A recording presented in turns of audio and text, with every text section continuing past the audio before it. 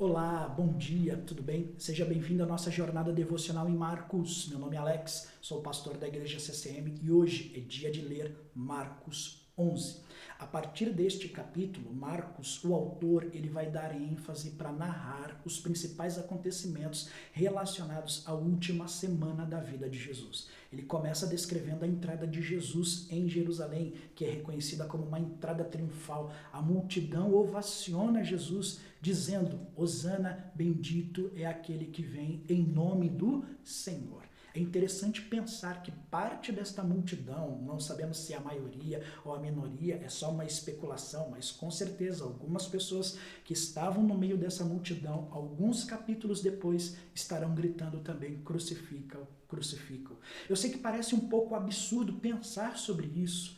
Será que aquela pessoa que um dia está gritando: Hosana, bendito é o que vem em nome do Senhor, é capaz de gritar: crucifica-o, crucifica-o? Sim, nós somos capazes de fazer coisas como estas. Nós somos capazes de transformar o templo, um lugar de adoração e oração, em uma casa de salteadores. É isso o que Jesus confronta aqui no capítulo de número 11, quando ele entra no templo e ele coloca para fora os cambistas e os mercadores ali presentes.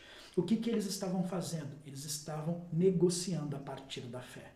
Existia um mercado que foi construído no contexto do templo, que oferecia para aquelas pessoas que iam até o templo adorar o Senhor, animais que eles pudessem oferecer em sacrifício a Deus. Para você ter noção do tamanho do mercado, do tamanho do negócio, existia uma moeda que era própria para circular no ambiente do templo sem a marca do imperador romano.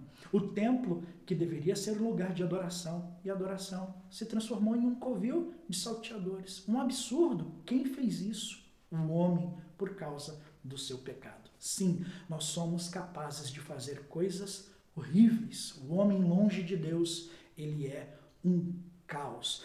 Jesus confronta esse comportamento por parte dos religiosos. Quando nós pensamos em ocasiões e pessoas que transformam a fé em um objeto de lucro e de ganho pessoal, quando nós enxergamos isso nos nossos dias, nós precisamos entender que isso não é próprio da nossa época. As pessoas já faziam isso há muito, muito tempo atrás. O templo, que na cultura judaica era o encontro do céu da terra, o lugar da habitação de Deus. Não que Deus habite em um lugar feito por mãos humanas. Ele é o Todo-Poderoso, o autor da criação, habita todo o cosmos. Mas na cultura judaica era ali, o lugar onde eles se encontrariam com o Senhor, o lugar onde eles ofereceriam a sua adoração ao Senhor, o lugar onde eles, prestariam as suas homenagens ao Senhor. E aquele lugar, que deveria ser um lugar consagrado ao Senhor, como já mencionamos aqui, havia sido transformado por algumas pessoas em um objeto de lucro. Os sacerdotes, os escribas, os religiosos ficam irados com a atitude de Jesus de expulsar os cambistas e os mercadores de lá. Por quê? Porque eles ganhavam com aquilo, eles lucravam com aquilo. Eles até questionam Jesus em alguns eventos depois, aqui no capítulo 11 mesmo: com que autoridade você faz estas coisas? Nós podemos responder àqueles que questionaram Jesus a respeito da autoridade que Jesus usava para fazer aquelas coisas. Eles tinham a resposta, mas tiveram medo de responder com a autoridade de Deus. Quando nós olhamos para essa narrativa de Marcos 11, nós descobrimos duas coisas. Primeira, Jesus tem todo o poder nas mãos. Segunda, sem ele nós somos capazes de fazer coisas horríveis, até perto dele mesmo. Um dos seus discípulos, Judas Iscariotes, um pouco mais à frente, vai trocar Jesus por 30 moedas de prata. A gente precisa tomar muito cuidado para a gente não transformar a nossa fé em um objeto de lucro pessoal, para a gente não transformar a nossa fé em um objeto de ganho pessoal, onde só nós somos os beneficiados.